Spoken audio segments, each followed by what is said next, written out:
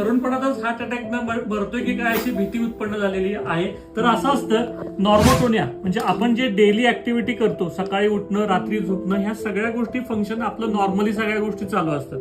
नॉर्मोटोनियामध्ये आपलं खाणं पिणं, आपल्या डे टू डे ऍक्टिव्हिटी सगळ्या चालू असतात. आणि वेगोटोनिया म्हणजे रात्रीचा काळ. नॉर्मली रिदम मध्ये सकाळी उठणं, रात्री झोपणं, ह्या सगळ्या गोष्टी रिदम मध्ये चालू असतात. जेव्हा कुठलाही मानसिक त्रास आपल्याला इथं बसतो तेव्हा कॉन्फ्लिक्ट ऍक्टिव्ह फेज निर्माण होते आणि आपलं जे रिदम आहे हे बघा नॉर्मल आणि वेगोटोनिया, हे रिदम डिस्टर्ब होऊन आपली झोप डिस्टर्ब होती, आपली भूक डिस्टर्ब होती, आपल्या डेली ऍक्टिव्हिटी सगळ्या डिस्टर्ब होतात आणि आपण एकाच थॉटला किंवा एकाच विचाराला कायम विचार करत राहतो. त्याला कॉन्फ्लिक्ट ऍक्टिव्ह फेज म्हणतात. आणि ही हिलिंग फेज आहे. हिलिंग फेज मध्ये माणसं शक्यतो जातच नाहीत, ती हितच अडकलेली असतात आणि त्यांचं जे काय मानसिक ताणतणाव आहे तो संपत नाही आणि ह्याच्यामध्ये स्विच न झाल्यामुळं एखादा आजार सुरू व्हायला सुरुवात होते.